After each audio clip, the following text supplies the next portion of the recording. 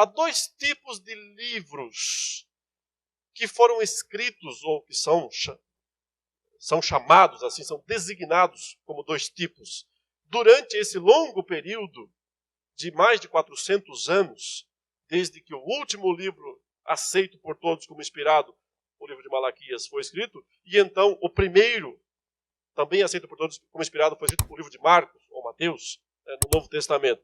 Nesse longo período, muitos livros foram escritos. Alguns são chamados de apócrifos e outros são chamados de pseudepígrafos. Qual a diferença entre eles? A diferença é que os pseudepígrafos, pseudo, falso, epígrafos, escritos, são escritos falsos. Todo mundo sabe que eles são falsos. Por que falsos? Porque eles, inclusive, nos mostram que o critério de aceitação dos livros naquele tempo era o autor mesmo. Era a autoridade do autor. Ou seja, quando Isaías escreveu o livro, todo mundo sabia, foi Isaías que escreveu, aceito. Quando Moisés escreveu, como o próprio texto diz, todo mundo sabia, foi Moisés que escreveu, pode botar junto com a Arca da Aliança. Por causa da pessoa, o profeta que Deus tinha chamado para escrever. Com esse entendimento, pessoas que viveram 100, 200, 400, 500, 1000 anos depois, escreveram livros, mas atribuíram esses livros a personagens importantes do passado. Então, por exemplo, se você vai encontrar outros livros supostamente escritos por Moisés, mas que foram escritos quase 1000 anos depois da morte de Moisés. Então, pseudepígrafos, escritos falsos. Pessoas ou grupos que escreviam um determinado texto e colocavam lá autor Moisés, autor Isaías, autor Jeremias.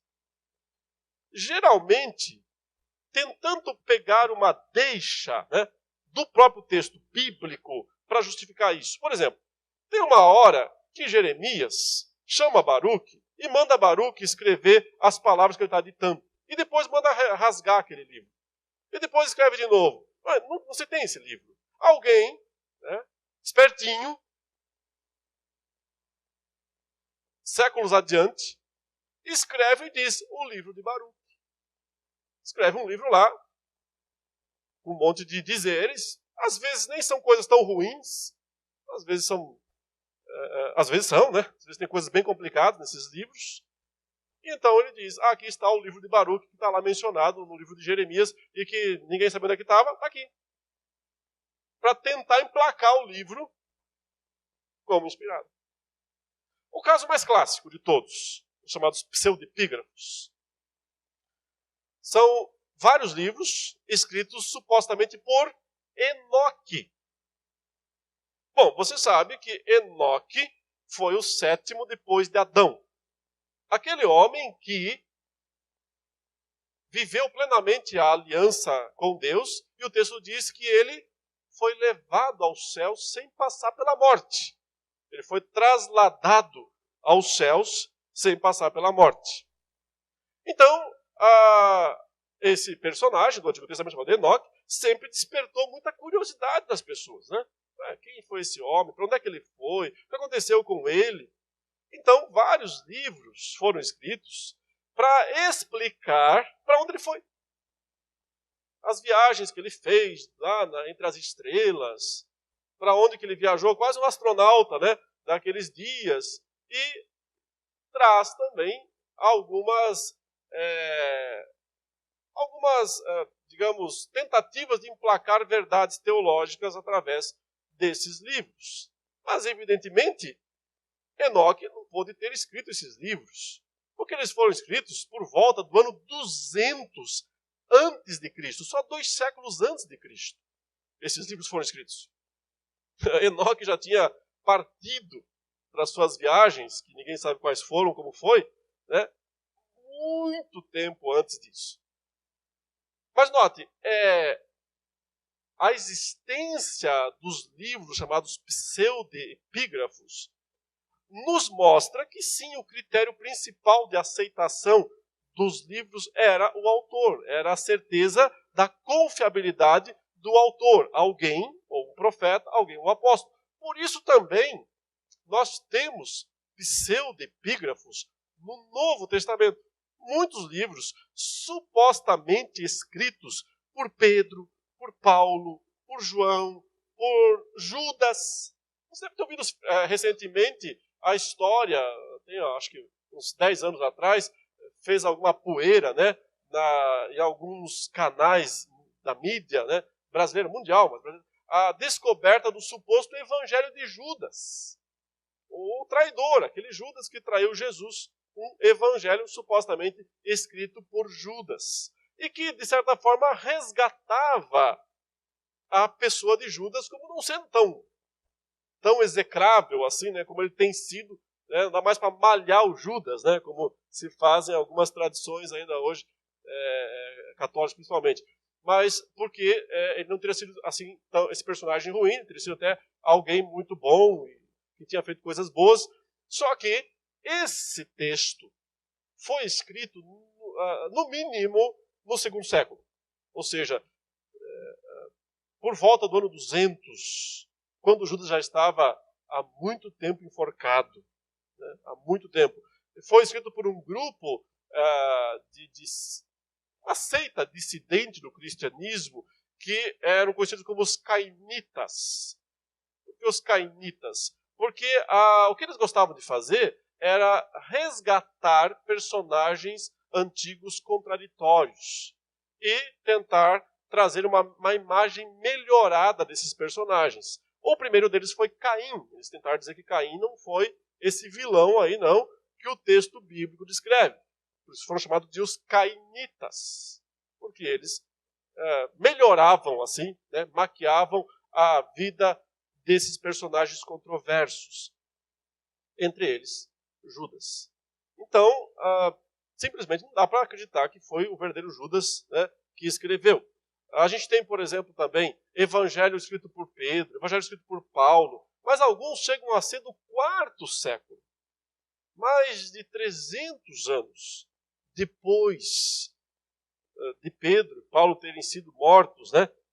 Os dois, segundo a história, a tradição, mas tem grande chance de ser verídica, né, essa tradição, foram martirizados no reinado de Nero, que reinou na década de 60, né, do 1º século. Então, os dois foram mortos pelo mesmo imperador romano chamado Nero César. Ou seja, 400 anos depois, eles não podiam escrever nenhum texto para ser chamado, por exemplo, Apocalipse de Pedro. Existe um texto. Apocalipse de Paulo. Ou seja, os pseudepígrafos não só são falsos, não há dúvida disso, como também eles reforçam a ideia de que os livros inspirados todos eram reconhecidos imediatamente por causa justamente da confiabilidade do autor, ou um apóstolo, ou um profeta. Então, irmãos, os pseudepígrafos, eles têm um caráter religioso, são livros religiosos, que surgem nesse contexto da comunidade pós-exílica, mas que nunca foram considerados inspirados. Apenas eles são livros interessantes, né? Eu, nas minhas pesquisas, como eu sou um pesquisador na área de apocalíptica, né, literatura apocalíptica, as minhas 2 teses de doutorado são no livro de Apocalipse, então eu preciso pesquisar muito esse período. Então isso tem sido alvo dos meus estudos já há bastante tempo, ler e estudar esses livros chamados pseudepígrafos. E eles têm um valor histórico muito importante. Um valor histórico. Mas eles não têm um valor teológico. Eles não têm um valor para definição das doutrinas. Porque, obviamente, se tratam de escritos falsos, que, contudo, por existirem e serem tão antigos, eles nos ajudam a entender, em parte, né, a mentalidade das pessoas naquela época. Através deles, nós podemos saber, descobrir, que depois do surgimento, né, e do declínio da seita dos fariseus, que ela surge lá durante a dominação grega da Palestina, né, de Israel. Depois disso, o anseio das pessoas, dos religiosos, por uma libertação política, já que você percebe que Israel, exceto mesmo num período curto de tempo, de alguns anos, durante o tempo dos Macabeus, que é um período em que Israel tem uma certa independência, porque o mundo, então, está num vácuo de poder, né?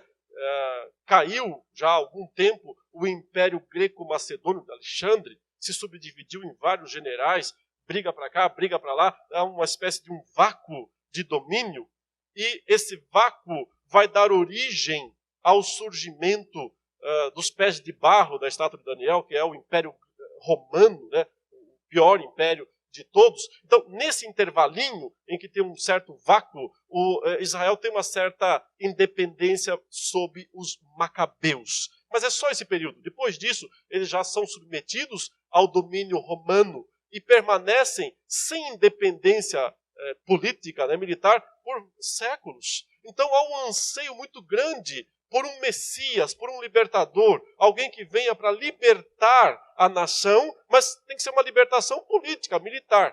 E surge então um grupo chamado de os apocalípticos judaicos. Eles começam a produzir textos, entre os quais estão esses textos que eu mencionei, primeiro Enoque, segundo Enoque, que tentam trazer ao povo ânimo, mas eles dizem que logo Deus vai intervir, que logo Deus vai mostrar o seu poder e vai libertar a nação do domínio estrangeiro, né? Coisas que não se cumprem, não são cumpridas naqueles dias. São profecias falsas, são anúncios falsos, mas produzidos por esses chamados apocalípticos do período aí cerca de 200 anos antes de Cristo e que continuavam até os dias de Cristo. Esses escritos nos ajudam a entender um pouco deste período, né? Mas certamente não podem ser reconhecidos como inspirados por Deus.